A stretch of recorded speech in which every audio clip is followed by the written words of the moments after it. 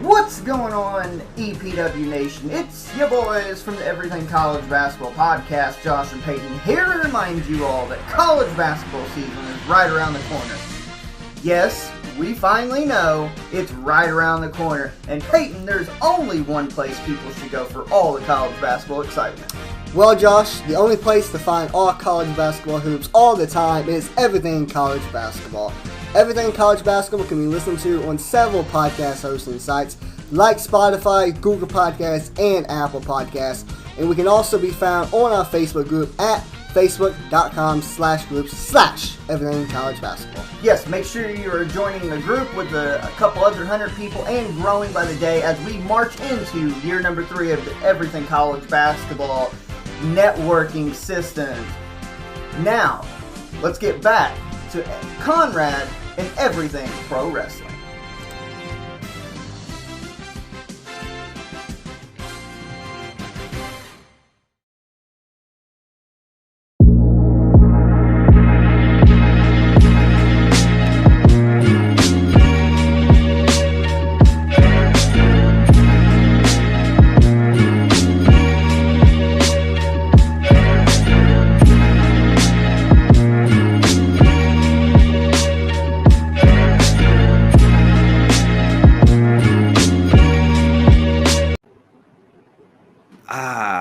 This was my basketball number back in the day. Episode 40 of Clash of the Podcast. You guys know where you are. You are rocking with Conrad Cushman of Everything Pro Wrestling, Sean Hubbard of Hubbard Wrestling Weekly. He's got you covered for all of the combat sports that you guys need. Boxing, MMA, pro wrestling. We talk about it all. Sometimes we get into it on here. We're talking some pro wrestling today. We've got a lot to get into. We're going to be doing a giveaway for Impact Wrestling Against All Odds. We're going to be talking about the card here for a second. We're getting into Roman Reigns' 1,000-day title reign, new belts going on. We're going to get in a little bit of Seth Rollins and Monday Night Raw, AEW Collision. Lots to talk about with that. And we got some Forbidden Door talk happening as well. And what's that thing Sean always says? Conrad, drop that thing.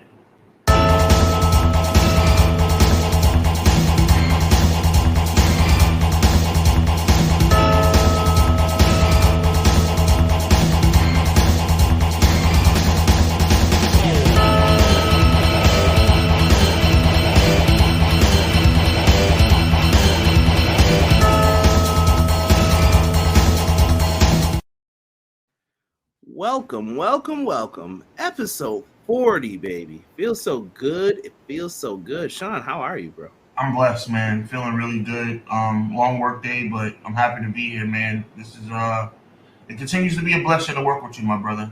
Awesome time. Always a good time. Now listen, we're gonna get into this early.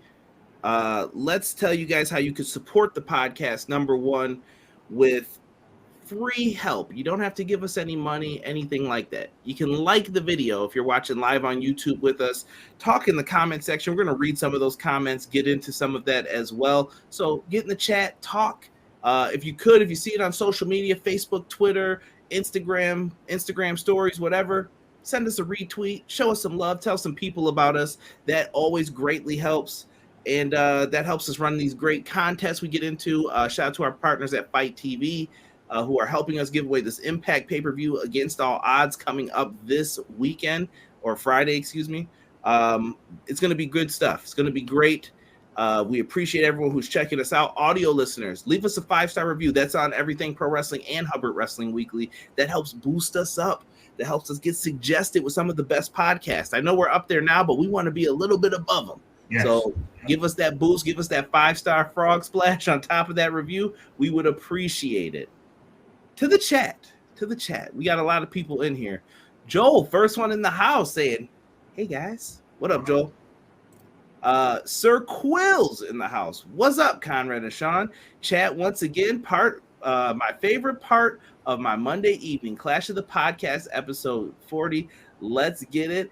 LA Night Voice. Yeah. Happy to have you here, Quills. Happy to have you here. Probably my top 3 favorite Sean's TikToks. If you don't follow him on TikTok, definitely go see him. But one of my favorites when he put that up. Yeah. Matt Lopez says, Hello. Good evening, everyone. Can everyone pray for me that what is this? Outage, excuse me, I think it's supposed to say affecting my area allows me to watch Raw tonight. Well, I hope you get power back, bro. M. Leezy Fo Sheezy. Prayers up to Matt for that. Doug in the house, DHV says, hey, yo, must be Monday. Can't wait for another edition of Clash of the Podcast. What do you want to talk about? Yes, sir. We know what happened to that guy. He's apparently done with Brock. It's never done when it's tied up. Mid-card for life. BJ said, what up, everyone? Happy Monday to you all. What's up, BJ? Eric in the house, he says, so Conrad, it looks like Liv's out for the summer. Yeah, Liv suffered a really bad injury. Her tag title reign got cut short with Raquel. I feel bad for Liv. And Dakota Kai got hurt, too. They both got hurt. Like, crazy. Shout out to my guy Noob in the chat as well. Hello, how are you doing today? What's up, Noob? Noob is a huge Asuka fan. Give Noob a follow on Twitter. Good follow. Always giving shout outs and showing love. Much appreciate you, Noob. Let's see here. It's Lady KTV says, hey lady. What's going on? What's happening, lady? Boy, I like it. Terrell in the house, he says, salute Conrad and Hubbard. Am I the only one not excited over Whoa, how dare you not be excited? I'm disagreeing fully with you. Deus and Okada would have preferred Okada versus MJF at Forbidden Door 2. We will be getting into that as well. Indeed. Sean's going to get an earful about Punk tonight. Oh, you know how this is going to go. My. The beef is on. McKinney in the house. Yo, I'm here to talk wrestling and let you know that the big gold consolation is better than the big mustard W. Let's go. Okay, nice. Steve Kelly said, is the bloodline done? I might have to leave that. That's going to be an interesting one to get Sean's thoughts on. We've been talking this week. Let me see. I'm trying to read some more here. Eric says, I was hoping for Danielson Sabre Jr. Maybe next time. Impact code. I'd rather watch for free than be there in person, although tickets will be cheap. Ladies, it's Lady KTV says, I'm going to SmackDown next Friday on June 16th with my nephew, Ethan. I'm excited for it. Well, shout out to your nephew, Ethan. Yes. And also shout out to you. I hope you enjoy the SmackDown show. As much as I criticize WWE on here, when you do go to the shows, I want you to have fun. That's what it's all about. Have a good time. And shout out to Ethan. Yes, have a great time. Guy Will Gamble, what's good, fellas? Damn, I missed the York Foundation's looking intro song. How dare you talk about the York Foundation? Gamble, how you doing? That's not the York Foundation. I like the reference, though. It's actually WCW versus NWO World Tour. Yes, sir. Steve Kelly says lives out 6 to 12 months. Yikes. Dustin, is Noob on YouTube? I believe so. Noob, you can let us know. But I definitely follow him a lot on Twitter, though. Cray says, what up? Cray, what's good, my brother? What's good? Let me explain. I am excited. Okay, Terrell. I would have just preferred the AEW champion versus New Japan champion. Okada's not the champion anymore, my brother. He is not the champion, so that's why he ain't working with him. And MJF's got a little storyline where he doesn't watch New Japan. He's too cool for New Japan. Gomar said, yo, I hope you guys are having a good day. Appreciate you. Same to you. Dustin, I would never skip your shout out, Dustin. Dustin, how are you? All right. There you go. Much love. See? Took a whole section out of the show for you. Let's talk against all odds. Show is happening Friday, June 9th. They also have a show going into Saturday, June 17th in Columbus, Ohio. I don't know why I want to do Hollywood Rock right there, but nice. Sacramento, I won't stay. One of my all-time favorite. One day we may have to do like a rock countdown of our favorite rock moment. We'll be in here laughing for days. I like days. Talk crap in his sleep. Rudy Poo Candy. Know your role. Know your role, jabroni. Let's see here. Oh, wow, I've lost track. Thank you, Kyra. No, that's what we're here for. That's why you guys listen to these shows. You can't keep track with all of wrestling today. If another wrestling company comes out, I'm tapping out. Dead serious. Noob said everyone saw the Crockett Cup last night. It was fun, but the NWA gave the women some time, especially the NWA women's title match. I'm pretty proud of Natalia Markova, then disappointed. I did not get to see some of the matches on that card. I missed part of them, but I did get to see the ending of the Crockett Cup. I thought it was all right. Yeah, it was passable. It was an all right show. I was a little hurt. I was kind of rooting for the heels there to win the cup in the end, but they didn't get the job done. They gave me Doom vibes. Let's see here. And we're going to be talking about that momentarily, guys. I see people asking about Raw, Steve Kelly, and Dustin. We're going to get into all this stuff. So save your questions when we get to that section, and we'll get into it. I promise you guys. Against all odds, it's happening Friday, June 9th, live on Fight TV. If you guys don't win the code, I would still recommend ordering this show. For all the Impact haters, stop hating. Tired of it. All right? Get out there, do the right thing, show some love to Impact Wrestling. Especially if you like the product, that's the only way that this thing is going to grow. I agree. Only way it's going to grow. So I am going to share my screen here, and we are going to look at this card real quick. All right. And like I said, you guys can watch on Impact Plus as well, Impact Wrestling Ultimate Insiders. I pay for it on YouTube as well. I get it. The main event right now, we have Steve Macklin. It's the Mac Militant. He's going to be going up against Alex Shelley, defending the World Championship. How you feeling on this one, Sean? I mean, I don't think that I've done this in a while where I've just literally just gone against all my judgment, all my better judgment, and literally just went with my heart. I'm totally going with my heart right now. There is nothing in the entire wrestling world other than Jey Uso being world champion in WWE than seeing somebody like Alex Shelley or Chris Sabin, but in this case, Alex Shelley become the Impact World Champion. That would be amazing. I don't think it's going to happen, but Alex Shelley becoming the World Champion, that would be awesome. I think it would be cool for a short title reign for him. I don't know why. Okay. I don't know why. I think it would be really cool, only because Chris Sabin got it before, you know? So you're kind of like, why not? Why not give it to Alex Shelley? And these guys have been pretty loyal to Impact because I'm surprised they haven't been scooped up by somebody. Agreed. Unbelievable. And Alex Shelley, let's all remember, he was in NXT at one point in the Dusty Cup. Yes. I love for Alex. The Motor City Machine Guns are one of my favorite teams ever. Yeah, they're TNA's had some classic tag teams. Motor City Machine Guns, Beer Money. Yep. The Voodoo Kin Mafia. Just kidding. I'm kidding. You're right. I did like 3 live. You're right, but let's be nice today. All right, I'll be nice. He doesn't deserve it, but I'll be nice. America's Most Wanted too. Oh yes, they were really good. I even liked when it was AJ and Daniels for a little bit. They were a tag team. We had some good teams, bro. Team Canada. Team Canada. What was Nick Aldis' team called? Because we're about to talk about him. I forget. Oh my goodness! But Rob Terry, Magnus, and Doug Williams. That was another classic team. Yes, sir. You're talking right, brother. First ever 8-4-1 match. So my understanding of these matches are you will have 2 4-man teams. Whoever wins will then compete in a 4-way match, and whoever wins that will then become the number 1 contender. So you're looking at your match here, and one of these guys is going to win on that team. Who do you like for this one, Sean? I mean, it has to be Nick Aldis, right? I mean, we all think that he's going to ascend to a world championship match. Well, hold your horses here now. Let's look at both sides. It's pretty balanced, bro.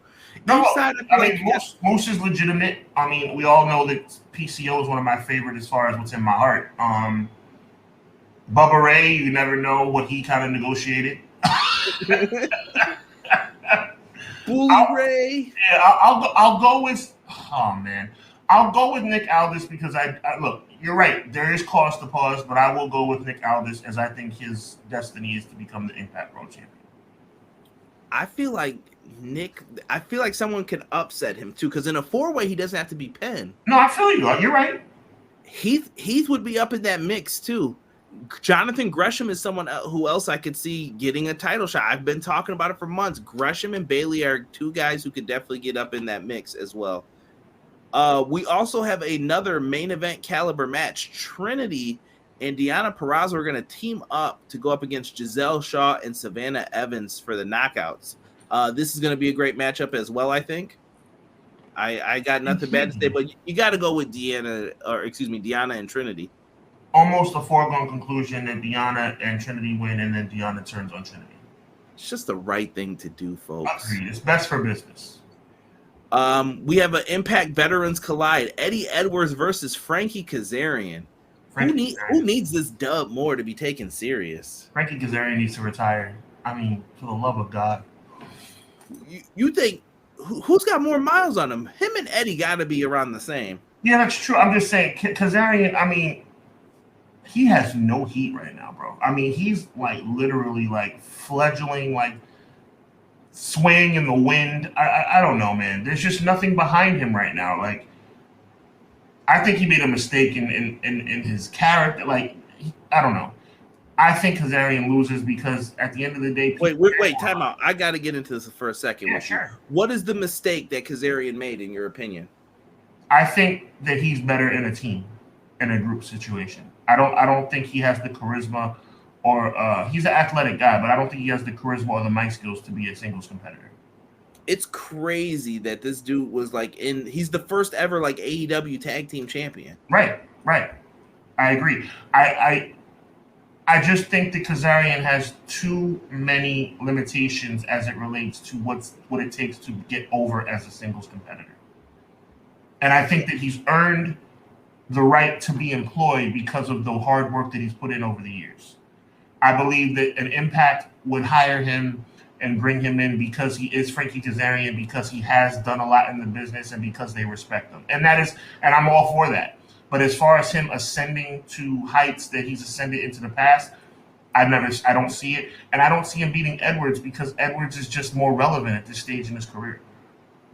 Okay. I see some funny comments that we've missed Machine Gun Shelley. Shelley and Macklin should be good.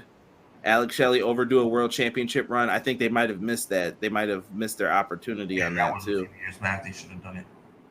Someone said aces and eights. Get out of here. That's one of those guilty pleasure storylines for me, though. I liked it. I'm a big Sons of Anarchy fan, so that's probably why I liked it too. But were you a hater of it, Sean? No, I didn't hate it. I just thought they took it too far. Like, then they added the Dudley Boys and, Mr. Anderson and Team 3D. Yeah, it's just a lot. You know what I'm saying? Like, it's just like the NWO, man. They add 37 members. It stops meaning as much as it did before. Oh, thank you. Someone was yelling at us. British Invasion, Noob, and Doug. Thank you, guys. Yeah, thank you. And Matt Lopez said AJ and Daniels versus AMW was a great feud. Yes, it was. That it was. Right. Quill says Shelley and Macklin will be a great match, and Alex Shelley would be a great champion that would bring honor back to the title, but I have a strong feeling that Macklin's retaining. I agree with you. I would love to see Shelley win. I think Macklin wins. Deonna better whoop that WWE cast off. How dare you, Justin? How dare you? Oh my! A lot of people got the love for Deonna Purrazzo, though. I get it. She's like the homegrown. But I love Trinity also. Yeah, that's a fact. It's Trinity's time, baby. You're gonna be sad, but it's okay. Bibis.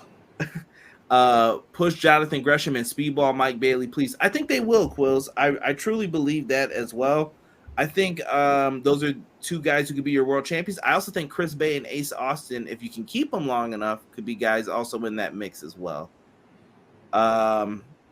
Eddie and Cash should retire. Woo! Look what you started. What you started. I'm not disagreeing. I mean, if I had to choose one, I would choose Kaz to hang them up respectfully. But if both left, they both have put a lot of miles on their bodies, and sometimes the gas tank runs empty, man. It is what it is. It's all good. Father Time is undefeated. Sometimes people take him to the limit like Tom Brady, but they still fall victim to Father Time. X Division title rematch. I'm taking Kazarian to win that one as well. Oh, wow. Yeah, I'm going to take Kazarian. Really? I didn't see that coming. Okay, nice. I just think Eddie's been there for a while and he's protected. Kazarian, these are the guys who you need to build up other people, but you got to give wins to guys so they can mix it up. X Division title rematch. You got Trey Miguel versus Chris Sabin. Do they let Sabin do it one more time? Yes, I'm very confident. Yes, I'm very confident Sabin walks out X Division champion.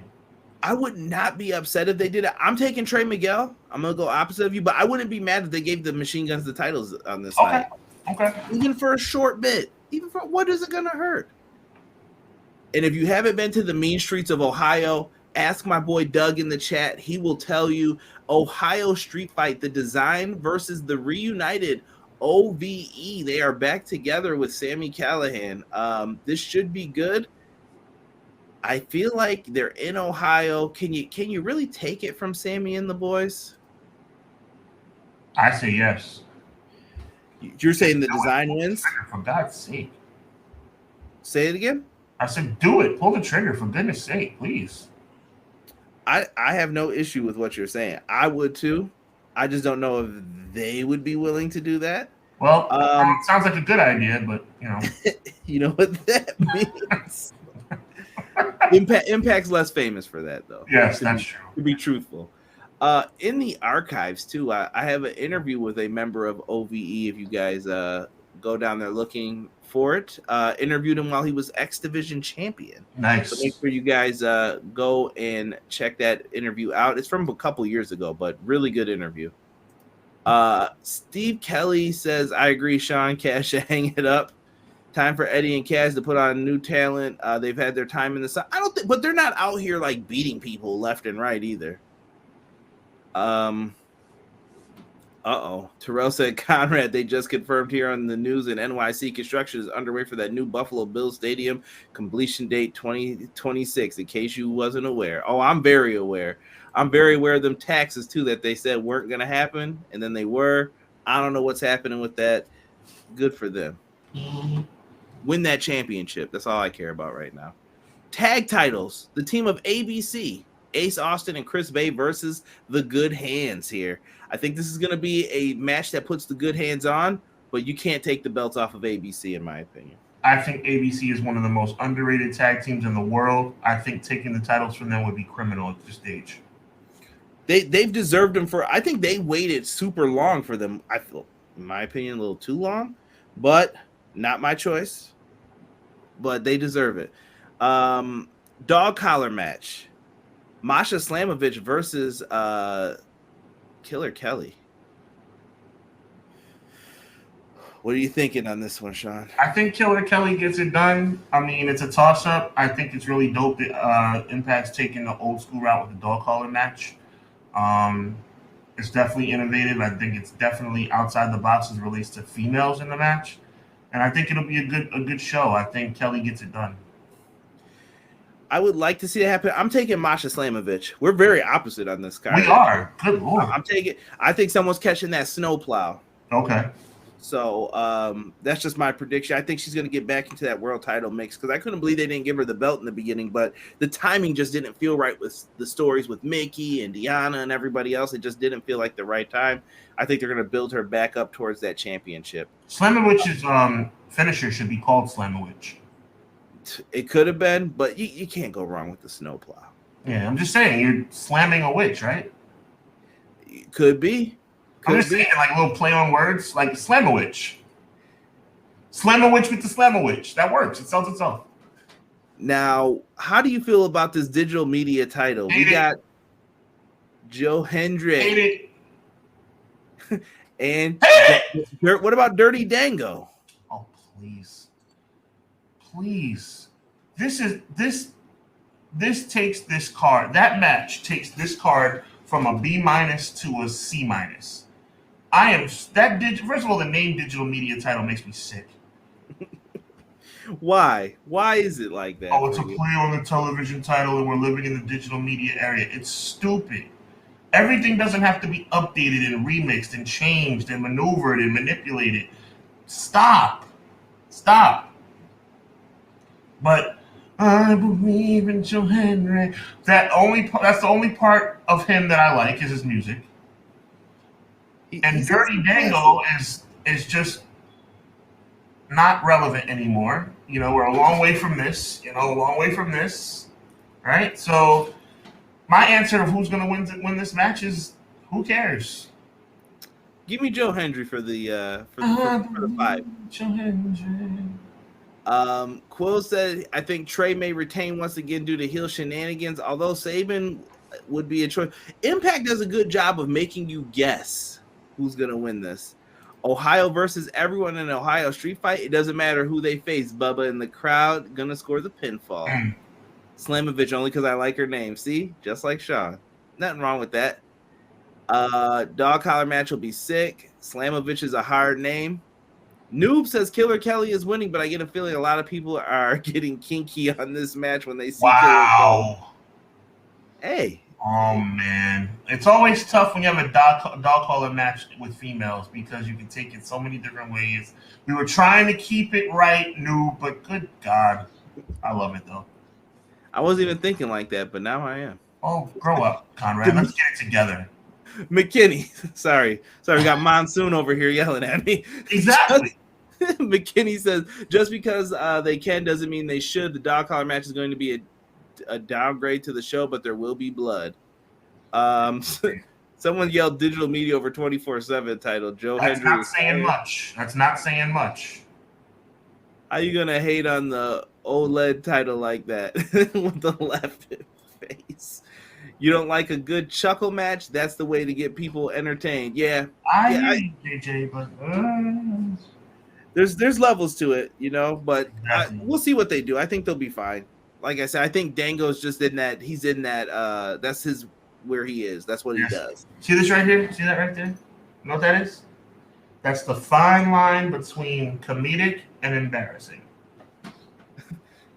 Where did E come from? So Arn can bite people, but Ace can't. Wow. What's up, wow. E? Out of nowhere, like an RKO. Good God. That was Doug Giggity. This episode is very entertaining. Here y'all go. Get that. Enough of the filth going on in here.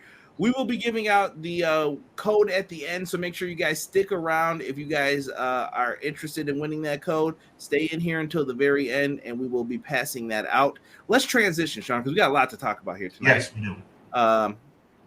Transition. Okay. Here is Roman Reigns, Mr. 1,000 Days himself. He looks deep in thought right here. Deep. You know what he's thinking? I'm going to tell you what he's thinking. I've been champion for 1,000 days. I'm the best wrestler in the world right now. And they couldn't take more time to construct a better belt than basically the same belt I had before. That's what he's thinking. Bro, I saw a hilarious video. I don't know if it was on YouTube Shorts or TikTok because I can't remember. Sorry, folks. But somebody definitely had up, bro. Every time they revealed the new world title design since The Rock did it. And it's hilarious that it's the same belt. The reaction gets worse and worse and worse. Same belt every single time. Yo. Oh, I was in tears. Freaking tears. Do something different. I mean, it's embarrassing. Since The Rock changed the belt in 2013, the belt has been it's been complete, just minute changes and changes that mean nothing. The belt is trash. It's complete garbage. They mean well. I can't even be serious here. This is something I really wanted to get into with Sean and live chat. I kind of want your opinions on this as well. The Usos and Roman. Did you hear the noise he just made? Do you see his face right now? They are moving along here with this Uso storyline. Let's get Uso. And Roman Reigns had his ceremony interrupted by the Usos, and it looks like it's on and popping. And right when they thought Solo was with them, Solo went to the side of his brothers. He turned because he knows to follow the tribal chief. Sean, what's happening here? Where's this going? I'm handing you the floor right now, bro. Come on. Head up. Head up. Come on. I know you got something to say about this. for 6 months. These idiots in World Wrestling Entertainment have been spoon-fed gold, spoon-fed pro wrestling gold. It wasn't anything that they've done. It wasn't anything that they created. The fans made Jey Uso, and now 6 months later, Jimmy Uso, household names, all because they wanted to see someone new step up and challenge Roman Reigns. The Royal Rumble, Elimination Chamber, right after WrestleMania, right before Backlash, and now on SmackDown. You had tens of thousands of people in Saudi Arabia going ape crap crazy when Jey Uso kicked Roman Reigns in the head. You had the pro wrestling world on pins and needles for 6 days waiting for SmackDown because we knew that finally we were going to get something that we wanted. Finally, they were going to pull the trigger that they should have pulled with Jey 6 months ago. And when you finally, seemingly make the right decision to tilt the scale away from Roman Reigns, and you have Solo Sikoa do nothing more than walk from one side of the ring to the other, and the fans give you more of a reaction than they've given you for any match on the show, and you decide that you're going to have Solo Sikoa turn on his own brother.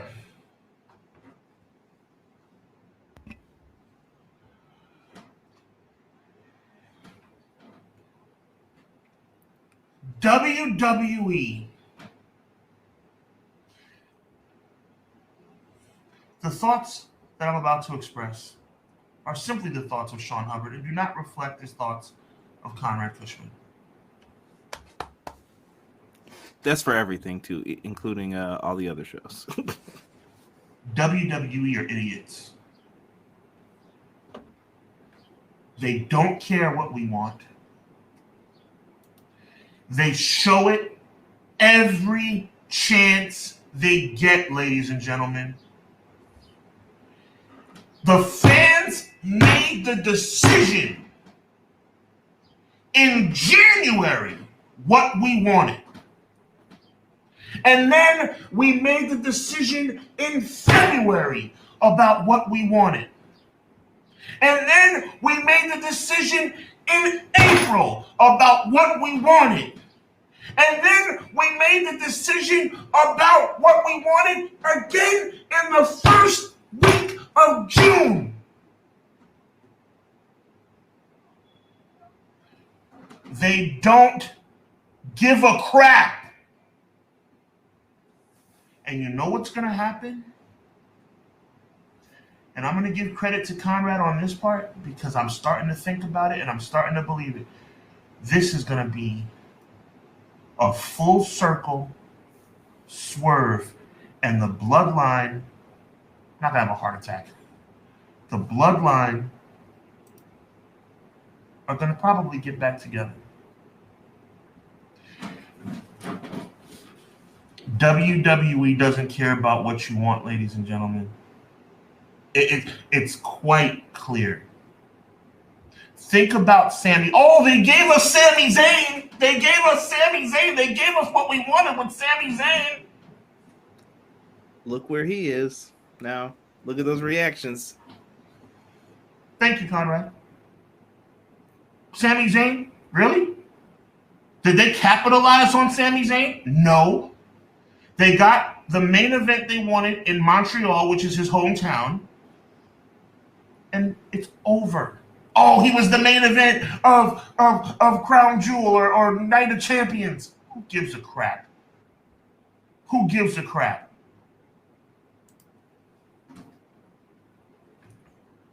WWE is going to do what WWE wants to do. They don't care about what we want. They've never cared about what we want. And they never will care about what we want. I'm going to go on the record. Chat, let me know if I'm right or if I'm wrong. With the momentum that was naturally created by the fans, with Jay, with Jimmy now, and even for a split second with Solo.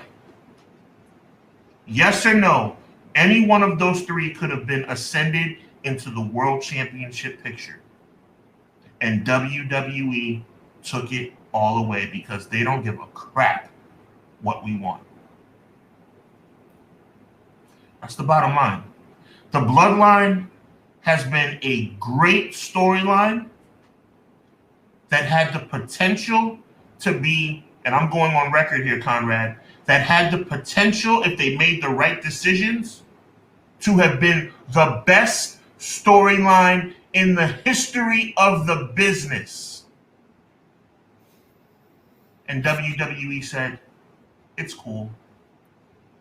It could be the greatest storyline ever, but we'll screw it up on purpose by actively going against what the fans have told you that they wanted. The fans have been screaming for Jay. Now the fans are screaming for Jimmy. And the fans were screaming for one night for Solo. And WWE has said no all 3 times.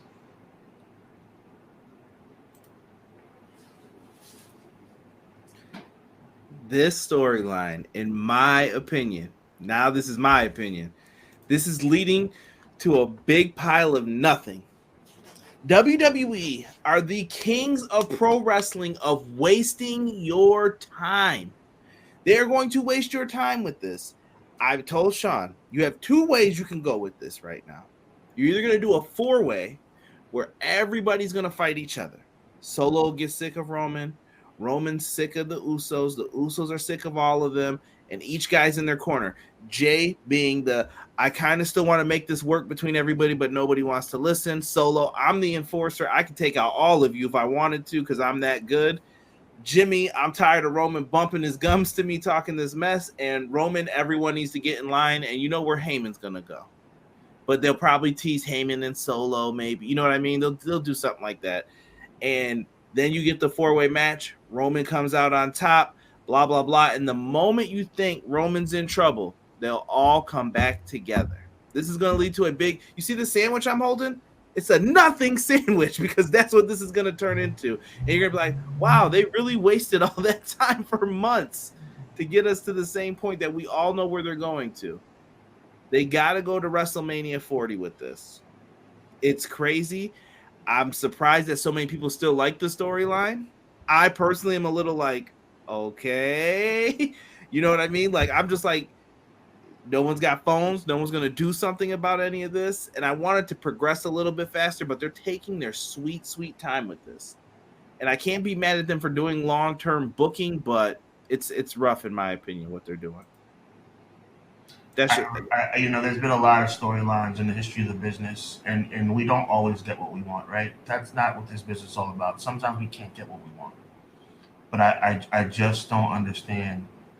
And I see some people agreeing with me. I see some people telling me to chill. That's fine. This is supposed to be a business for the fans. When the fans are happy, the business flourishes, right? The fans wanted what they wanted for 6 months, and WWE has not given it to them. I mean, and the thing that I want to stress, Conrad, is the fact that they've had to willingly divert. You feel me? It wasn't like they just made the wrong decision like they've done many times. Like, we all make wrong decisions, right? In the pre-match back when, the elite,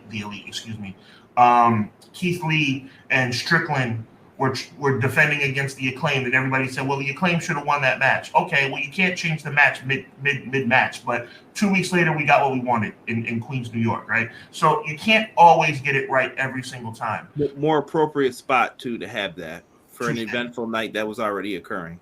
Touche. But for the fans to... Do you remember Jay standing in that corner at the Royal Rumble? Do you remember Jay standing across the ring from Roman Reigns at Elimination Chamber? Do you remember how the crowd went crazy when Jay hugged Sami Zayn just to turn on him 5 seconds later? It's like Vince or whoever's making these decisions, they are actively seeing what we want and diverting. Like, we know what we want. We know what they want, but we're going to give them the opposite. I mean, did you see? You know what? I was very focused. I had to watch the replay of it. I DVR'd it. I saw it live and I watched it back. Everybody in this chat and YouTube comment, watch that segment again. Watch how the fans go crazy when Solo walks across the ring. And then watch how sad they were. Not because they don't know that wrestling's predetermined, not because they don't know that this is all panned out way before. It's not that they think it's a genuine athletic competition. We all know it's storyline. We all know it's a show. But if you look, the fans were like, it wasn't even sad. I'll take that back. You know what it was more like? It was like, good Lord, how many times can they disappoint us? Well, see, I think it all depends in the eye of the beholder. So this is one of those situations. I love watching non-fans like us react to this stuff because they don't know as much as we do. Right. That's so they're just watching it and it's different. So my wife, now I'm going to put this in full-blown perspective. She likes the Usos and Roman Reigns. I couldn't tell you why. She likes them, though. And she was really into this storyline when it was on TV. She happened to be home that night because usually she's not around when SmackDown's on. And she was glued to that segment. She didn't watch nothing else. She could have walked by, had hands full of soap suds, carrying the intern around, doing whatever. But that segment, they were eating dinner, and I just remember seeing the chair turned like this, and I saw the eyes, and I was like, she's really into this. I'm hating it. But I hear the reaction. I'm not. You guys probably think Conrad just said stuff to say. No, I'm telling you how I feel. That's why I ask you how you feel. Because when I'm watching this, I'm like, oh, brother, get to the point. Right. Savage and Hogan and Elizabeth wasn't this long. What are we doing? What are you trying to tell me here? Good Lord. And they're trying to tell this long story with Roman, but people are invested in the drama, the little bitty thing. If they give you a little smidge of something, they're into it. That's why their ticket sales are doing really well right now. But once this train's over, where are you going? Where are you going to move forward? I hope that they have plans for that. And Deanna, shout out to you in the chat. She said, what if Heyman turns on Roman for Solo? That would be interesting, but I don't see them doing that. And this is where me and Sean disagree, or not disagree. This is where me and Sean see things differently. Sean is doing I said this. If we're in a creative room, when I say things most of the time when it comes to WWE, this is what WWE's always done. This is what they're going to do. Sean is telling you from his standpoint, in my opinion, Sean's idea is, what if we did this instead? Mm-hmm. Everyone's expecting Cody to get the belt, but we have a bunch of other guys that you could consider. You have anyone from the Bloodline. you could have gave it to. At one point, you had Drew McIntyre. You had some believable people that you could have had win, and they just don't.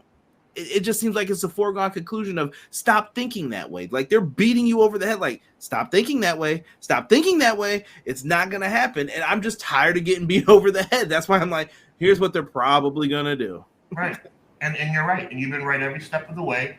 And it's clear that, like I said, you can force feed WWE. The fans can give you what they want and tell you what's going on, and WWE's just not going to do it. I'm just convinced at this point now. People, Conrad, whoever WWE does not care about their fans. They care about money, but they don't care about their fans. Because I'm telling you, every one of you, watch that segment from SmackDown last week. Watch when Solo turns on Jimmy. Look at the fans. It's not, oh my God, this is so sad. It was, oh man, again? You take us to the mountaintop just to push us off again? I think it's Guy Will Gamble comes in with a good point here. He said, I'm starting to believe they're gonna Reigns is gonna pass Hogan. I can't imagine after WrestleMania we're still talking about this. If we're still talking about this, I don't even know what to say, bro. It's like, and it's, I'm loving what you just said, Conrad, because it really brings the whole situation back home. Man, do they know how to make a good thing start to suck? Of course. Man, do they know how to make a good thing start to suck? Vince McMahon, I've always said, is kind of like a man-child. The longer you look at how he operates and does things, he will break a toy and then go find a new toy once he's done with it or tired of it. And he does the same thing with storylines. He's like strangling it, and he's got such a hold on it that it's like you're hurting the storyline now, dude. Like you gotta do something else here. And if you don't think Vince is involved, I got news for you, pal. Grow up if you don't think Vince is involved. We've been telling you since, I think we've been saying it since everyone thought Triple H was in charge. We've been saying, like, something ain't right here.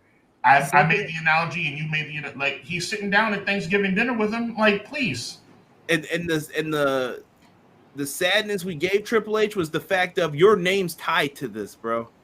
Your name is you. It says you're in charge. You may not be, but it says you are. So you can't have it. They beat Conrad over the head so much they knocked his hair off. I love it, Deanna. Base hit Solo comes out. I'm a bad man. Oh, here you go with Rikishi. I'm a bad man. I'm surprised we haven't seen him go up here. Let me see here. CM Punk heat from last week did that. How dare you, Terrell? How dare you? The little details are interesting, though. Reigns saying Jay will always fall in line, and he has to lead the Usos to lead Jay Reigns at 40, right? Right? We'll see. We'll see. We got a lot to get into, so I'm going to keep it moving on this. Trust me, the Roman Reigns saga is far, far from over, especially on here. But tonight, Monday Night Raw, he got pinned last week, but he's getting a title shot this week. Damian Priest versus Seth freaking Rollins. How you feeling about Seth's title reign so far? Shout out to AJ Styles being on the show. This is why I brought that up. Thank you for telling me that draft matters so much. Thank you.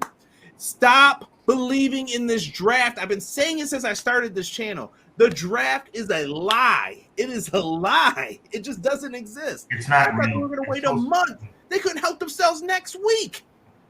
Heyman, visitor on the phone. What are we doing? What are we? Who's in the creative room? And it's not like, guys, that doesn't make sense. And then when you have AJ acknowledge it, it just reminds you that they don't care. They just don't care. It's annoying. You announce a draft, and then you have 4 SmackDown guys in a World Championship tournament for a belt that's supposed to be exclusive for Raw. WWE is hot garbage. And the competitors, you have some of the best competitors in the world, bro. AJ Styles, Seth Rollins. I like Damian Priest. I like Judgment Day. I like Rhea Ripley. I like Cody Rhodes. Roman Reigns, the Usos. I love the Usos. WWE, they don't care. They do things that don't make any sense. Like you said, the draft might not as well. What draft? The draft is not real. Been saying it for years. Doug, where's Doug? Doug knows. I've always put in the Facebook group, what draft? It doesn't exist. Because they just do. You're better off telling us the truth. Just say we're going to do a soft split and people can go wherever they want. I would respect that. Tell the truth. That would be a good idea. You know what that means.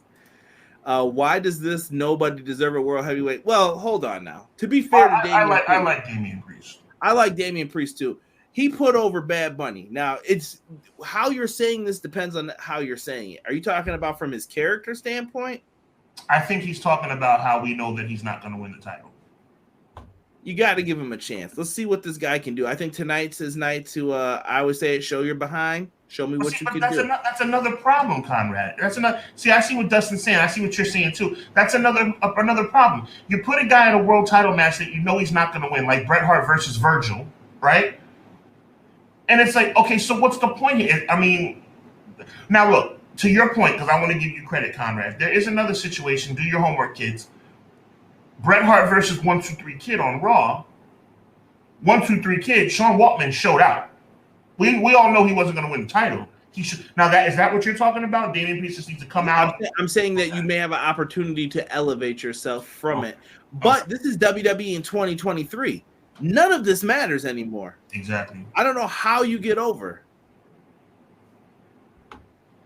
See what draft? There was a draft.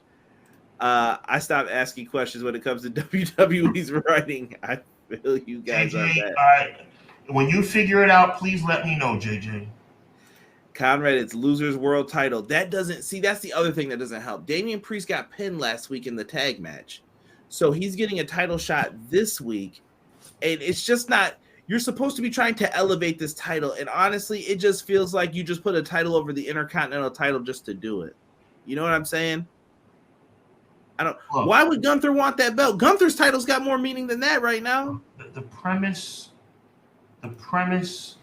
of having a world title on Raw because Roman is a part-time guy, it sounds good in theory, but you can't sit up here and say it's a Raw exclusive belt.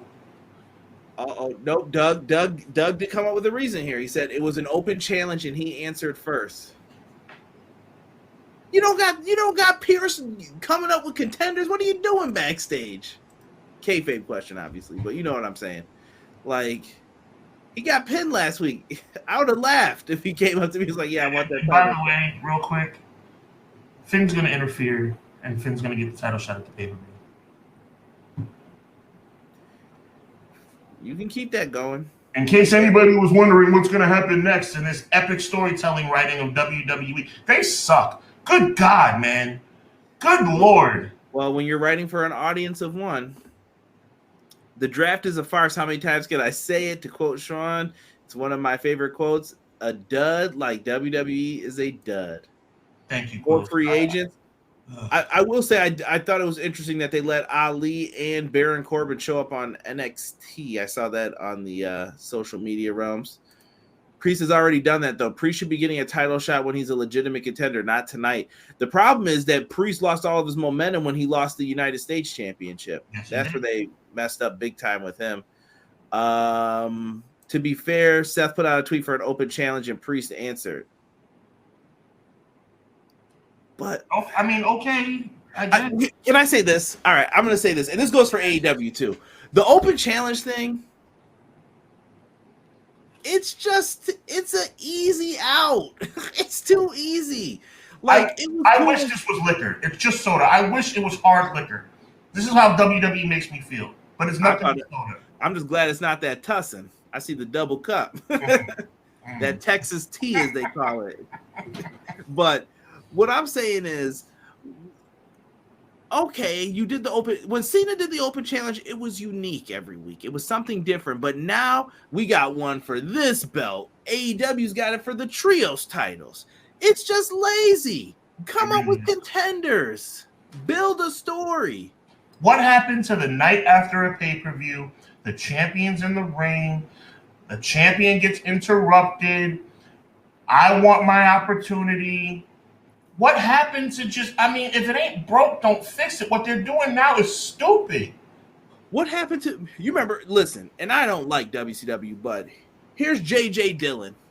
Mean Gene, tonight the board of directors have decided that there will be a new number one contender for the World Television Championship against Scott Hall, and it will be Sting in that very ring tonight. We will have a championship. Like, that's all you got to do. It's not hard. Even if it's via social media, like from the desk of Tony Khan, it has been determined that there will be a new trios number one contendership match tonight. Do it. Do it. I don't know. I just think that some of it's just like, when they do stuff like that. I know that they did it, but And you can't be mad when people are losing interest in this. I'm talking about us, some of the people in the chat. We're losing interest in this. I'm not keeping up with WWE social media. Oh, by the way, nice job with the announcement with Twitch today. You should have did that months ago when you were kicking people off the platform, and they probably lost people who were going to subscribe to them. This company sucks. They were trying to take all your money, and everybody's like, oh, I'm so happy to work here. Glad that everyone's back. What did you just say? What? Did you just say this company sucks? WWE sucks. They were taking money from wrestlers. You've never spoken like that before. I know, but the Twitch thing really made me mad, right? Because one thing I stand on that I get mad about is the independent contractors thing. I don't like when you say these wrestlers work for Vince McMahon. Technically, he acts like that, but they don't. You're not my boss. I don't have a boss. You can write what you want. I signed a contract. That's what we're going to do for a certain length of time. Vince cannot tell you how to dress. Has he? Of course. Remember? People got yelled at in the company for that. CM Punk, they said that they didn't like how he dressed backstage. He's a punk rock kid from Chicago. How is he going to dress? I want everyone in suits every week. You can't do that. That's illegal. But for some reason, this stuff just happens, and no one says a word. No one bats an eye. And Deanna said a few people were still using Twitch still. Yeah. And I'm glad for some of those people, but... Hi, Deanna. Welcome to the right side, Jocelyn said. I've been on that side, trust me. I try to be fair to WWE when they're doing something. Am I wrong? Conrad's never actually... I'm always the one that's going crazy. Conrad actually just came out... Not that it wasn't true. Everything you said was gospel truth, but like... WWE sucks? I've never heard you speak like this before. They suck when they start trying to take stuff from people that I'm like, dude, why are you doing that? Quill says Conrad finally broke. Nah, it was just, dude, how can you take something away from these dudes? They're the ones playing the video games. Ask Vince McMahon what's the last video game he played was. Atari? I think Shane had Mario Brothers or something. Yeah. I don't remember. But they didn't play that stuff. You know what I mean? Like, come on, bro. And you're trying to take that from people? Lame. You just want the money. And obviously, this is what they've been working on. They have a whole partnership deal with them. And now it's all good. It's okay. Let them be. If they're independent contractors, let them be independent contractors. That's all I'm saying. Hubbard blows up. Conrad plays devil's advocate. I see. We both, well, when the other one's on a topic like that, you got to do that. Trust me. We're about to flip roles in a second. I got that feeling. Conrad just turned heel on WWE. I don't hate them. I'm going to probably have Raw in the background tonight since there's no basketball game. To be honest with you guys, right. I'll probably have it on, but we're going to take time out here real quick to let you guys know that Sean has a new shirt up on his website. You wanted it, ladies and gentlemen. People like Quills. Shout out to Gamble Quills. M. Leezy for Sheezy. A couple other people asking about it. Yo, it's out right now. tpublic.com/Hub Wrestling Weekly. Ladies and gentlemen, the You Know What That Means t-shirt is now available. I already sold about 10 shirts in the first hour. That is a big number for somebody that's small time and trying. Like, we are really excited. It's a Clash of the Podcast, Hubbard Wrestling Weekly collaboration, EPW collaboration. Please go out and support. Listen. Love you guys, and I mean that genuinely. I think you guys know that by now. I big up my shirts. I love my shirts, right? But this is something that's like our baby, because this is a catchphrase that was born right here on Clash of the Podcast. You know what that means? I mean, it's a big deal. So everybody, go to tpublic.com/hub wrestling weekly. The You Know What That Means t-shirt is now available. So thank you guys. I love it. Guy Will Gamble says the people have been clamoring for it. I think they're talking about my heel turn. Hashtag you know what that means. BJ saying woo woo. That's dope. I love it. Yeah, go out and cop one, man. It's a great way to support either one of us. So check out the t-shirt stores. They're down in the description. To clarify, once again, this is a Hubbard Wrestling Weekly EPW collaboration. This is a Clash of the Podcast shirt. Go down in the link. Check out our links. Got some good shirts, merch up there. Look at all of them first and then make some decisions. Get 3 that you want. Set it up for the time frames. When you got some extra ducats, it's another great way to support. We could use the dough, but obviously we're not on here begging you guys for it because I know times are tough and it goes for all of us. We get it. This particular shirt is just close to our hearts because that, you know what that means, started right here on the Clash. So appreciate you guys. Now we're going to skirt over here to the other side of things. Let's go into the land of AEW. We've got Collision coming up, and I know you've been waiting to talk about this. Me and Sean had a back and forth on the Dynamite review about CM Punk. CM Punk is returning. He was announced for the United Center. He did move some tickets for the event, and they've had to open up some more. Saturday, June 17th, CM Punk will be back. As a fair person, I don't ever want to hear you guys say that I haven't been fair about this. I have my own opinions, but I've always let the other person talk when it comes to this. CM Punk is back, Sean. I hope he's back for good reasons this time. Hopefully there's no more issues and blow-ups and all of this. I am not one for this brand split if that's what they're doing. It hasn't been officially announced yet still, but I'm not feeling this split that Tony Khan's attempting to do. I feel like he's trying to skirt around problems that he needs to tackle.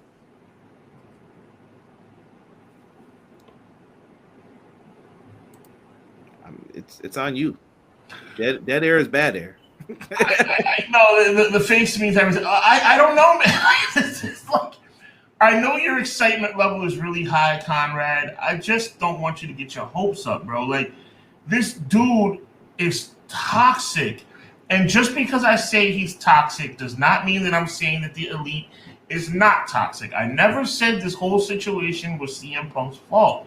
But good Lord, between the drama and the injuries and the backstage fighting and the arguments and the misunderstandings and the situations in the backstage and in the ring and going to visit other companies and doing the dude is toxic, man. All I'm saying, man, is don't get your hopes up. Is CM Punk good for the wrestling business?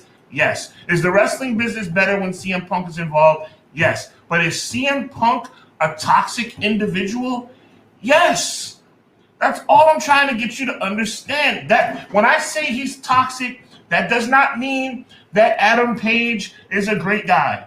I never said that the Young Bucks were stand-up individuals. I never said Kenny Omega should be Humanitarian of the Year. I'm just saying CM Punk has some issues, bro. And if we're talking 6 months from now, which we will right here, 6:05, 6 months from now, God willing, don't be surprised if CM Punk is on another hiatus. That's all I'm saying. Don't get your hopes up. This is how divisive this kid is, right? Probably the same age as me, probably like 2 years older than me. This is how toxic this kid is. They had to create his own show so he doesn't have to share a locker room with the guys he's been fighting with.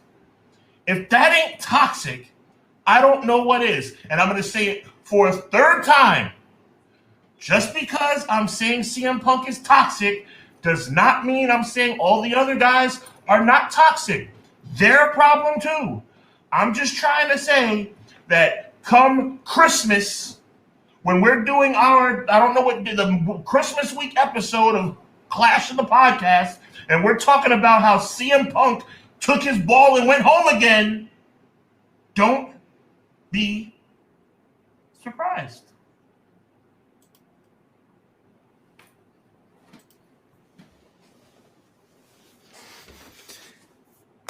Okay, where do I want to start with this? Bring it on, bro. Because I know nothing I said was wrong. No, not at all. But when I hear CM Punk is toxic, I always say CM Punk did not come to work one day and say, you know what? Let's mess up everything. I'm in the mood to mess up everything. I don't think that's ever been CM Punk's intent. From my personal opinion, could CM Punk communicate better? 100%. I think that's one of the bigger problems. But it's the wrestling business. You can't let people know how you think because they're going to use it against you. It's just the old school mindset. You don't tell people what you're thinking. You're not going to sit in the car and be like, hey, I got this promo idea. Can you listen to it for me? 2 weeks later, you're going to have someone else out there doing your idea. You know who had the Hall of Pain idea for Mark Henry that he used? Brodus Clay. It was his idea, not Mark Henry's. How did that happen? You played yourself, and they'll just take your ideas, but you're told, come up with something for yourself. Let's see what we can do. No, they give stuff to people. Remember when CM Punk got a Slim Jim deal, and Vince said, we'll give you Edge instead. No, CM Punk got the Slim Jim deal. What are you doing? Now, that's not the guy you want. You want John Cena selling Pepsi. No, we want CM Punk. That's what we asked for. But that's the stuff, the games that people play and do. So why CM Punk has his guard up? I get it. Here's the weird thing, though. There's an elephant in the room you need to acknowledge, Conrad. What, the toxic? No. Maybe you're going into it. Go ahead. No, bring it up. No. That's the elephant's the toxicity. Go ahead. I hate the word toxic as well. Okay. Due to my job, my shoot job. Because I hear that word a lot these days, and I think it is a cop-out word for so many times when it's, I don't get along with someone. You know another word I don't like? Bully. I do not like that they're bullying me. Are you bullying a child if you tell them to eat broccoli? No. But people use that word like that today. Oh, you're bullying me. You're trying to make me do something I don't want to do. You're bullying me. No. I'm trying to help you understand things, and that's not how people see it. So I think these terms are getting misused. Toxic is anything you get near or get around, you bring down. CM Punk brings things up. No. You said CM Punk is better for the wrestling business. Yeah, when he's there, when he doesn't have an attitude and doesn't take his ball and go home. I've also heard another thing, and people got mad at me for this in a different podcast I was in. I mentioned the fact of CM Punk's injury prone. I kept hearing that from people, and I'm like, oh, that's funny. Would you say Bryan Danielson's injury prone? What do you mean? Bryan Danielson's been on TV every week. I'm like, he hasn't wrestled since Revolution. Can I answer that question? Go ahead. And I'm saying I'm leading with the fact that, and I'm telling the chat right now, I know Conrad to be a highly intelligent human being, both in real life and pro wrestling. So I'm leading with that. You're missing it, bro. Daniel Bryan gets a pass because Daniel Bryan doesn't cause problems. That's the answer. Yes, Daniel Bryan is probably more injury prone than CM Punk. But do you see Bryan Danielson on the microphone cussing people out in a media scrum? He gets a pass because he doesn't cause trouble. Go ahead. He says troublesome things. I won't bring it up. But come on, man. Come on. Go ahead. No. I think CM Punk confronts issues immediately to their face when they happen. Because here's what I'm thinking. Ace Steel worked backstage, right? Someone is telling CM Punk what was being said backstage. There's more to this story than we would know. Mm-hmm. In wrestling, how do you think you get on top? You've got a supporter in the back, and they're like, yo, you should push this dude. Mm-hmm. It could be, put your favorite wrestler's name in there. It doesn't have to be Punk. And then let's say someone's like, I don't know, Steph. I don't think he has it. Why do you think he said that? Someone has said that about him backstage, and then it gets to him. Now you're supposed to be. Are you supposed to be like grit your teeth and be like, "Hey, how's it going, bud?" No, you're gonna be like, "Dude, screw you. You said something bad about me getting money." This is the part I think people don't get. This business is huge. And one of the things where people are talking about, oh, he's not a draw anymore. CM Punk's not that. CM Punk told you they did this. They've ruined him. His name is ruined. I'll give you that. That's a good point. Drama and all that stuff. And like I said, Sean, my main issue is how come CM Punk's name is in everything? I'm sick of CM Punk. Of course you would be if every podcaster, everybody who talks about him every single time, it's all negative. Every single time. I work for AT&T, right? I work for AT&T. Fictitious, by the way. I work for AT&T. When I worked at AT&T, I had a problem with the manager, and I told the whole world that AT&T sucks. You need to go with Verizon. I went to Verizon, got there, was the employee of the month for the first 3 months. Somebody at Verizon pissed me off. I told the world, Verizon stinks. You should go to T-Mobile. That becomes your reputation, Conrad. That's the part, and and again, I'm leading with this because I want there to be no misconception. You are a highly intelligent guy, but you miss this, and you miss it every time. You miss it on your AEW reviews every Wednesday night, 10 p.m. on the EPW channel, and you miss it here. CM Punk is a bad businessman when it comes to him talking crap. He can't keep his freaking mouth shut. He needs to grow up. You need to recognize this. I want to start hearing some elite comments in the chat too.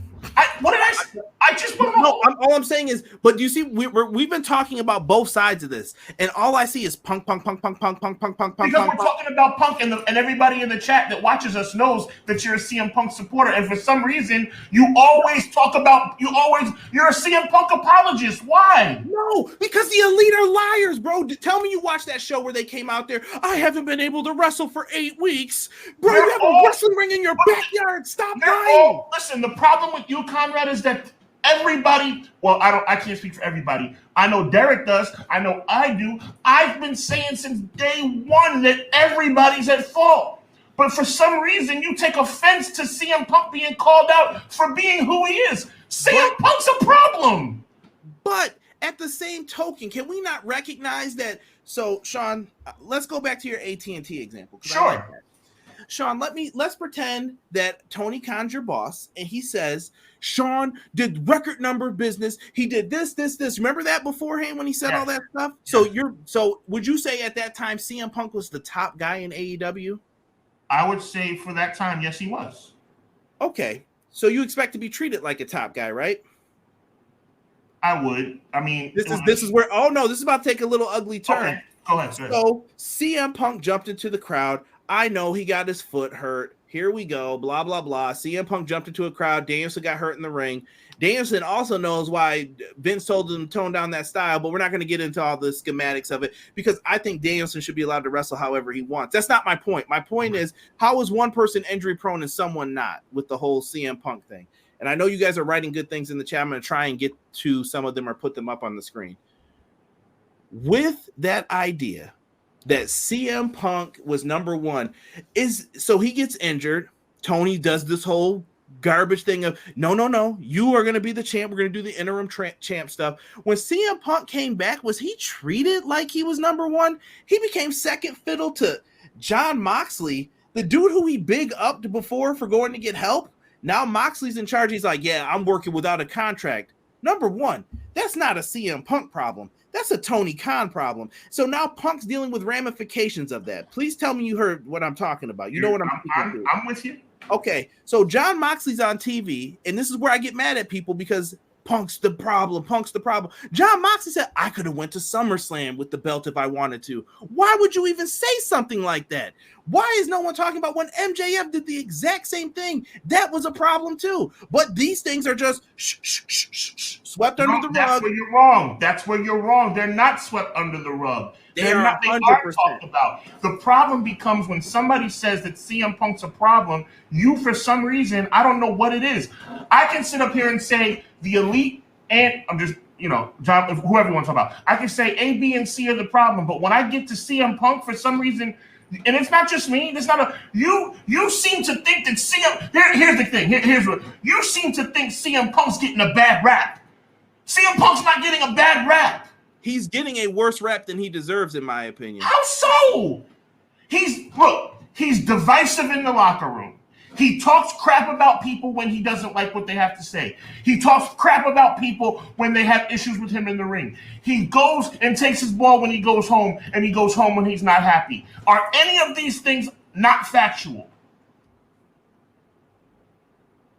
You are correct. So, thank you for being honest about that. So, when I say that CM Punk's a problem, CM Punk's a problem. But see, I think it's deeper than that, though. So here's the other problem. How was the whole locker room offended by something that CM Punk said? I'm pretty sure he would have said your name if he had a problem with you, because he had no problem name dropping that night. So I couldn't imagine, and I'm making up a name here, I couldn't imagine a Jungle Boy being offended by what CM Punk said that night. Why are you offended? I would have said Jungle. I got a problem with Jungle. He already mentioned the EVPs. He mentioned Tony. He said everybody's name he had to say. The locker room's mad at him. Okay. And this is the same stuff that goes on with the Britt Baker Thunder Rosa drama on both sides. This is the same thing that goes on with a lot of other people. Andrade, Sammy Guevara. You get into it. You put the name together with it. Fine. And certain people are walking around and they walk on water too. Chris Jericho, Moxley, Danielson, the Elite, they all have some type of power. You're telling CM Punk he's your number one guy, but he's got Jericho saying stuff like, yeah, he'll never work here again. What is this, bro? What is this? Is this Tony's decision or is it their decision? We're the locker room leaders now, and we're walking around doing this. You made the guy the locker room leader who held you up and caused a problem with all of it. Like, some of this stuff just doesn't make sense to me, Sean. You get what I'm saying? Like, I respect the frustration. Right. And then you got Brian Alvarez talking crap every day, doing those little snide comments on his show. I get why Punk's mad. And then they released that letter thing about he's a problem to women in the wrestling locker room. I take that with a grain of salt. That was rough. I agree with that. But yeah, I know it was a letter from years ago, but I would be really, if you, I hope you guys never meet me, because if you guys ever did something like that to me, there's going to be a problem, and I'm going to step to you about it. And I'm going to be in front of you. By the way, as you should. And people don't do that anymore, though. And so we're not disagreeing on much, Conrad. We're not. What we're disagreeing on is what I think you're disagreeing on when it comes to Deanna and other people. You are being a CM Punk apologist, not for no reason at all. Let me finish. Not for no reason at all. You're saying that he's been mistreated in the business. Nobody's disputing that. But that does not give you free license to think that you can say and do whatever you want in a company that doesn't belong to you.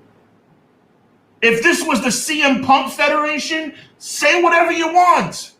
You work for a company. You are disrespecting your boss, who is sitting right next to you on a live internet feed of a media scrum.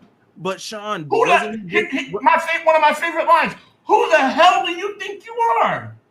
But was he not disrespected? But see, when you know the full story with Punk, this is the other stuff that he probably can't talk about because he signed NDAs. But when he was putting that stuff up on those stories, John Moxley said he's not losing to me tonight. You're okay with this? Yeah. I'm hurt. I guess I don't know when he mentioned he was hurt. That was in the story too. I'm hurt. How am I supposed to go out there? The doctor will clear you. I haven't even been looked at. What do you mean the doctor will clear me? Do you see why he went up there like, yo, what is going on here? And he probably knew he was hurt from the tricep injury. He knew something was off already. He had to be like, yo, I'm done with this garbage, bro. And I'm playing these games, and he already knew who he was dropping the belt to, MJF. I just get the frustration. Like, this dude did this, he did that. Guess what? I'm about to do it now. Since everyone can do whatever they want, I'm doing it now. So let me ask you this. Let's fast forward 6 months. We're here Christmas time, and CM Punk has had another altercation in the back. Doesn't matter who started it, because at this point it doesn't matter who started it. CM Punk has another altercation in the back. CM Punk had another argument with Tony Khan. CM Punk had another argument with the Elite. CM Punk had another issue with Jon Moxley. CM Punk had an argument or a fallout with Chris Jericho. And CM Punk is going home again. Then what? When are we going to give some accountability to Phil Brooks?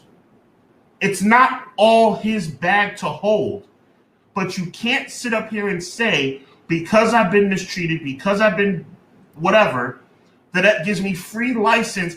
You know, whatever the pay-per-view is in the fall or whatever, wintertime of AEW, and where the pay-per-view just went off the air, and CM Punk gets on the microphone and says, you know what, Tony Khan, you're a freaking idiot for letting these idiot kids come here and think that they're better than me because I'm the best in the world and there's nothing you can say to change my mind. And you know what? When we sat down in pre-production and you decided that this idiot was going to win the title over me, how stupid are you? That's the reason why WWE is always going to kick your butt. And are we going to give CM Punk a pass for that too? Listen, situational things though. Oh, come on, Conrad. That is ridiculous. That's the most ridiculous thing you've ever said. No way. No way. Listen, but here's the problem though. I'm not bowing down to this company. Sean, who runs this company? Tony Khan. Does he? Well, okay. He had the locker room. Okay, fair enough. I see my point. The Elite hired half these people. They are all their friends. Colt Cabana, Jungle Boy, Luchasaurus. You hear the ridiculous things that they've been saying. I don't go to Billy Gunn for advice. Like, Sean, add these things up, what I'm talking about here for a second. Mm-hmm. They have the locker room. They control the locker room. How is CM Punk ever going to be happy there? Honestly, you're probably setting him up to get pissed again. Can I ask you a question? Let me ask you this question. That ridiculous, and I admit, I went way over the top with the hypothetical I just came out with. That hypothetical I just spit at you. Let me ask you this. Is it that outside the box that something like that could happen? What, that CM Punk would go off like that? It's not out of the realm. Now, my follow-up question. How crazy is it that I just came up with a bananas hypothetical example of what CM Punk can do 6 months from now? A ridiculous off-the-wall hypothetical, and you think it could actually happen, and you don't think this guy's a problem? I think it can happen because he will say and do anything to get that reaction. He's one of the most interesting people in pro wrestling. You're missing the point, bro. You're missing the point. But you're missing the point. What I'm saying is he can say something and get you involved and bring you in. He's smarter than he's not an idiot. He knows why he went to Monday Night Raw. He kept his name out there, and he was like, if you're not going to make my name good, then I'm going to make my name good. And he always supported Naomi and Sasha during that whole garbage that happened in WWE. And then when they became Mercedes and Trinity, he was there for both their first matches. He kept his word. Now, was he being really nice to fans? Yeah.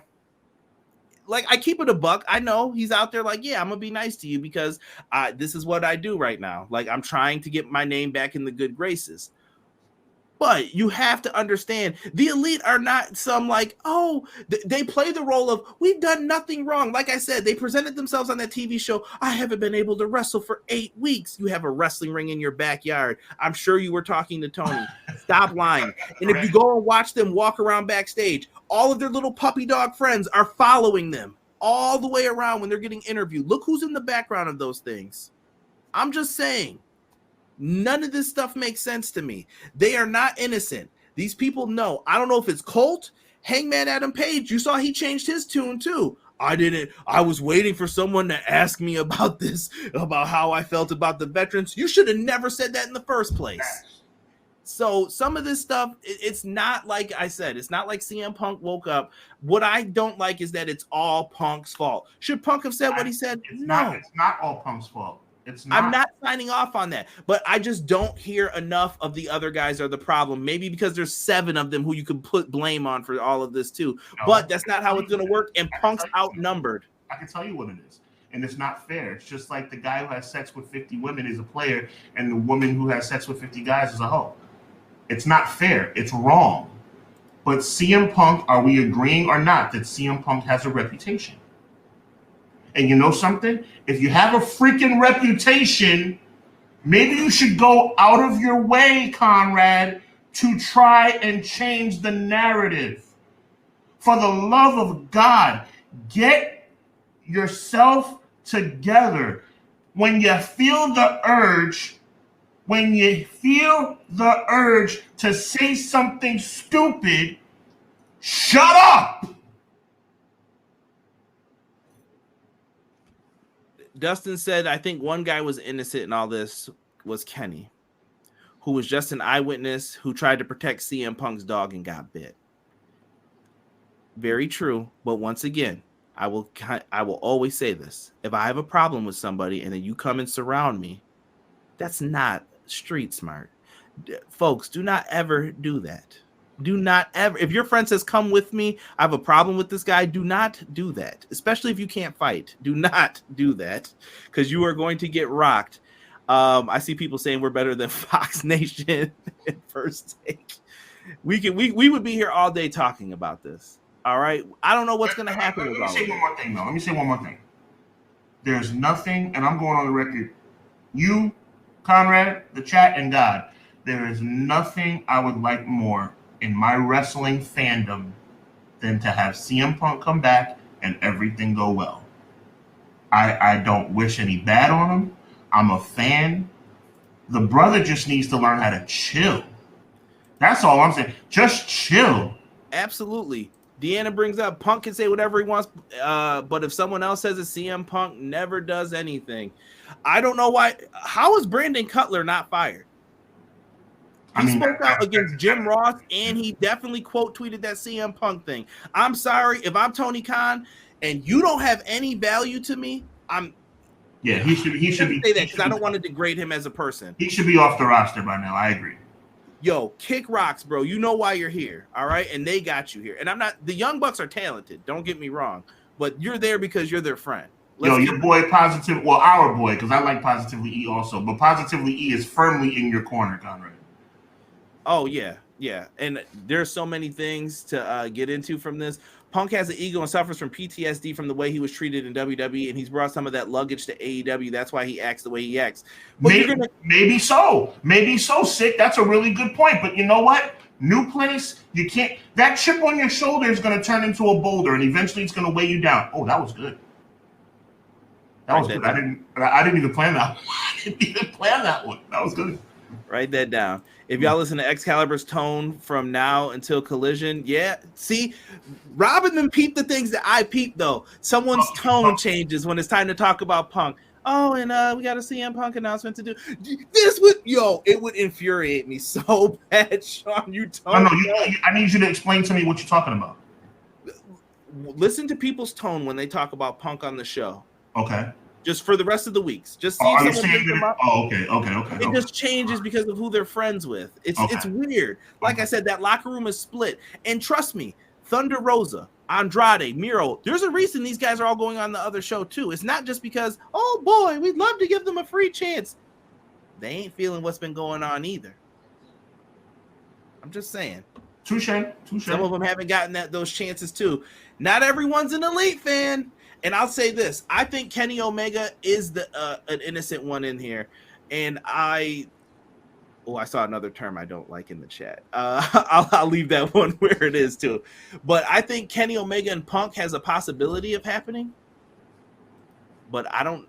I heard someone say they don't think that it'll happen with the Bucks. What's your prediction on that, Sean? Is it all in? They're just saying a match at all. Like, will Punk and Kenny eventually work together? Punk will and Kenny will eventually work together, and they need to work together at Wembley Stadium. And I think AEW would be making the biggest mistake in their company's history if they didn't have that match. Right? Somebody said leave the nepotism hire alone. Wow. Hubbard spitting. Bucks owe their career to Creative Has Nothing For You and his Art of Wrestling podcast. That is, they have said that before. And Alvarez, you can go off all day about that. It's because their problems. It's their problems. Listen, we'll be here all day. All we can do as fans is sit back and wait and see what happens. That's it, bro. Punk's back. It's what it's going to be. I told y'all from the start of this podcast, Punk and Roman Reigns, it's almost been 52 weeks. They've been the topic a lot on here. A lot. And it's not over yet. It's not over. Bro, my hand to God, bro. If I ever saw CM Punk in the street, I would shake his hand and I would say, you're a top 5 competitor in the world. Please just chill and you'll be in the Hall of Fame. That's what I would say to him. Just chill and you will be in the freaking Hall of Fame, bro. Just stop. Just please. For the benefit of people like me who want to see you on TV every week, please just relax. You roll your eyes when I say that. What's wrong with that? What is wrong with what I just said? He's in the Hall of Fame already, in my opinion. Okay, that's a good point, but that's not the point. But the just chill, I think it's tough for him. I think as a person, it's you know people like this. Let's not lie. There's just some people you're like, dude, just let it go. It's okay. Me, you're talking me. I'm like that. You're like that. That's why I don't get how you don't say these things about no, but at the same time, it's like I'm not gonna let something like look. We talked about something earlier that was crazy, and it was like, oh, bro, I need your advice, and you're like, Sean, let it go, right? Before we came on the air today, bro, and you were like, Sean, let it go, and I'm like, you know what, you're right. But you know something, bro? As crazy as I am, bro, I'm not letting something stand in the way of my bag. CM Punk has let his personal issues and the chip on his shoulder stand in the way of his bag. That's the problem. Tell me I'm wrong about that. You should never let something get in the way of the bag. 100%. But like I said, though, I'm a really nice guy for the most part until it's time. And I think a couple people in the chat who actually know me have seen me in that role where I'm like, yo, bro, he's really in this dude's face. Like, I'm like, yeah, what's up? What do you want to do? What's up? And do I know better than to do stuff like that? Oh, yeah, 100%. But have I been that person in your face? Like, what's up? What do you want to do? It can happen right now. Me too. Yeah. So sometimes you need that person to tell you to chill. There's no one up there, though, with Tony to tell him to chill. Maybe that was Tony's role to jump and be like, yo, you got to chill, bro. You want to not do this right now? Like, we can end this right now. For the love of God, Conrad, another hypothetical, right? We're a week away from All In. And somebody says something to piss CM Punk off. Oh, your mother's this. Oh, your father's that. Oh, your dog is ugly. Are you gonna and you know what? In your book to be the main event in front of 80,000 people in Wembley State, you know what, CM Punk? Just shut up and walk away. All I'm gonna say is I mentioned that I think Kenny and Punk will work together. If the Young Bucks say no to this, I don't know what else. What did I tell you? I don't cuss like that. What did I tell you I would call them on the air if I ever found out that they decided not to? I would call them the Young Ducks. Yeah, I would quack, Young Ducks. Quack, no. Look at my face. I'm into the chat too. Y'all know I don't cuss like that. If I find out that the Bucks or anybody chooses not to work with CM Punk and be professionals, I will call them what they are, and I'm sure you know exactly the word I'm talking about. On the air. On the air, I will call them that. And the crazy part is too, bro. Like we're about to wrap up soon here for you guys, but what a show! I'm fired up now, man. Oh yeah, people love this one. This was a good episode. This is a classic. 40 was my basketball number, so I knew this one was gonna be lit. I'm a weird numbers guy, not on my Jim Carrey-ish though. So I always mention the FTR thing too. Like FTR got into fights with people. Dax Harwood said him and Bobby Fish were punching each other in the face on a television camera, like legit. Like, I'm sick of you. And they were just fighting each other. You get what I'm saying? Like, there's just no control over some of these things. And I'm sure people saw it and it was like, yo, I'm going to punch this dude in the face. No one's getting in trouble for this stuff. I guess that's how we handle it. Maybe it's old school pro wrestling here. You know what I mean? By the way, AD and oh my God. I think AD, McKinney, and Sick with it, I think, picked up on what I was talking about. And I'm serious, too. I will call them that, and I will be glad to do it because I'm going to tell you something. If I ever find out, look at my face, Because I'm from the streets, bro. I'm from the streets. I have a good mother and a good father, and I am very thankful for them raising me right, but I have a lot of street in me. I just hold back on using profanity because I got a lot of love in my faith in God. But I'm going to tell you something. If I'm going on the record, Conrad, you will hear some words come out of my mouth that you have never heard on the air before if I find out that CM Punk is turned down a match because somebody doesn't want to work with him for some petty BS reason. Oh yeah, and that. So let me get on Collision real quick too with this, and then we'll move on to the final topic. CM Punk being on Saturdays, that's not helpful. He's going to eventually say, yo, this is garbage that I'm on Saturdays, because he's going up against more competition, and I'm sure they're sitting there like, yeah, we did a bigger number on Wednesday, though. That's not going to work. You cannot do a hard brand split, because he's going to eventually say, put me on Wednesdays. Well, we can't. You know what I mean? How are you going to say something like that to him? Well, we can't. No, put me on Wednesdays. Like, if this show is tanking, what are you going to do? Just food for thought. We'll get more into this stuff. No, all right. No doubt. I mean, when you split the rosters, when you do a hard split of the rosters, especially when there's a personal situation involved, you want to be able to have the rosters cross over if you need to. And when you have a personal issue, it puts you in a bad spot, man. Right. Now, in the thumbnail, I made the thumbnail. I thought I had another match in here for us, but apparently it did not come through. So I'll take blame for that. But Forbidden Door matches announced. Hear them hands rubbing together like Birdman. Yes, sir. Oh my goodness. Forbidden Door, Will Ospreay is the #1 contender for the IWGP US title. Forbidden Door is going to have Kenneth Omega versus Will Ospreay. I don't care about nothing. Nothing else. Nothing. I was like, yo, this is going to be dope. I don't care. That one match sells out the building. Not even that. But then, I haven't even watched all of Dominion. I haven't even seen, all I've seen is the segment for this. When Bryan Danielson showed up and said, Okada, they call you the Rainmaker, and when you go up against me, I'm the bleeping desert. I was like, yo, this is going to be nuts. That was fire. This is a match that he has begged for years since he left WWE. Bryan Danielson versus Okada is going to be money. I'm telling you, 2 banger matches certified. If they don't deliver, I don't know what else to tell you. Something bad must have happened in the match, because there ain't no way these matches aren't delivering. The only thing that concerns me is that, that's a legitimate double main event. It's like, man, do they have their work cut out for them, come August? Because I still say that Wembley has to be the biggest show in the company's history, but it looks like Forbidden Door is like, woo. Bro, that's why Double or Nothing I thought was hurt, because who cares about those shows? Toronto show was more sold out. People went and got tickets for All In. They don't care. And not a match has been announced. If you announce that Punk match, Punk and Kenny, or Punk and FTR versus, I don't care which way you do it, Sean. At this point, I'm like, yo, you can flip-flop. Give me one or the other. That show is going to move some tickets. That is the biggest match AEW can do right now. You need to get these people in. You got the video game coming out. You're going to bring new fans in from that. I've mentioned it. I've told you. I've had friends who don't watch wrestling anymore. They're like, yo, I saw some new video game, and it looks like it plays like the old AKI games. Like, what's up with that? The old Aki games. And I'm like, yeah.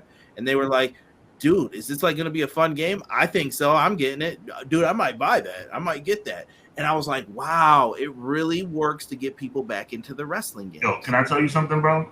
I'm kind of mad at you for this. It's because of you that I'm buying that stupid game. I hope it's as good as you make it out to be. Yo, by the way, if you have not checked out the YouTube shorts, you have to, bro. Like those stinking shorts. I'm saying it right now. Those stupid shorts I'm saying stupid because I had no intention of buying this game until I saw his YouTube channel, and now I'm buying the game. Subs went up a lot from that, and I did not mean to keep that picture of those kitty cats up. And I say kitty cats because of the intern. The people are starting to get to know us, man. Like, they know I don't cuss. No, they know I don't cuss like that, but they know exactly what word I was thinking about. Oh yeah, and they all want it to happen too. Just so you will say it. I know. listen, I can see the EB and Petty and stream on Saturday nights. The first Collision airs. Would it surprise you, Jocelyn? It wouldn't surprise me. Wouldn't surprise me at all. But what are you thinking about this Forbidden Door card, Sean? Are you Mr. New Japan? Like, are you loving this? Is this a great idea? I've heard the argument's always been, this is for the internet fans. This is for the podcasters. I don't know why they're doing this. This will never sell. That was the talk last year. It was one of the best pay-per-views, in my opinion, last year. I'm a big New Japan guy, and I anything that's a proponent of putting them into a bigger audience in America, I'm all for it. I was live covering for Hubbard Wrestling Weekly the supercard that took place in 2019 between New Japan and Ring of Honor, which was one of the most historic shows in 2019 in the history of the business. So Forbidden Door last year and now this year is amazing to me. I love it. New Japan deserves more shine, and they're going to get it. I just hope it's sustainable. That's all. Right. Quill says Danielson versus Okada, Omega Ospreay 2. This is going to be crazy. Facts. Okada versus Danielson is two elite wrestlers. If Mercedes was on this card, still might be. I don't know. I've heard that ankle might not be broken. It might be sprained really bad. No, but if I was them, I'd have her on the show regardless, whether she's injured or not. She could just walk out in a boot. I'm in. Exactly. I don't care about none of that. Every match at Wembley needs to be elite and epic matches. That is definitely what Sean said. Sean was the first person I heard say it. That you have to have 9, 8, 7, whatever number is 10 bangers from open to close. Dustin says MJF versus who? Does MJF need to be on this card? You got him and Sonata as the top world champions for each brand. They're both heels. Sonata's in a group called Just Five Guys. Har. I'm sure someone liked a cheeseburger or something. And they thought that would be a great group name. But I'm going to say something that's going to surprise you, bro. I think MJF should be left off this card. I think so too. I feel like he doesn't need to be on here. If he faces anyone, it's Tanahashi. But does Punk need to be on this card? This was another interesting topic that people had. Some people said no, and some people said yeah. Give him the match that he should have had last year. No, you know what comes to mind. You know what I think they should do? I'm going old school again. What is this? Circa 1996. I was 8, 7. They had a whole pay-per-view dedicated to Hogan and Piper, and they did the contract signing at the pay-per-view prior. Hogan and Piper, and they had Hogan and Piper do the contract signing for Starrcade at World War III. You can have something where MJF is there, where there's some kind of contract signing, some kind of interaction, but not in a match.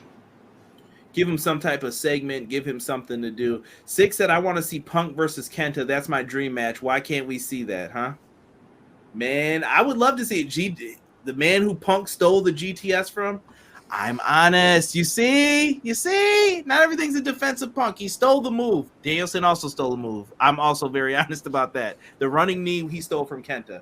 But, dude, that match would be really good. And Kenta put I got nothing to do on June 17th. Kenta talks the most messed up Punk, and I love it. He also put his face over Punk's head where he's doing this on the June 17th. Punk is hilarious. If Monet shows up, I will find a way to see it live. Punk FTR versus Lee only is going to happen one time. Oh, Matt Lopez talking about throwing a propane tank in the game. I'm just mad that Xbox is getting the game for free with that Game Pass, and us PS5 users have to pay $70.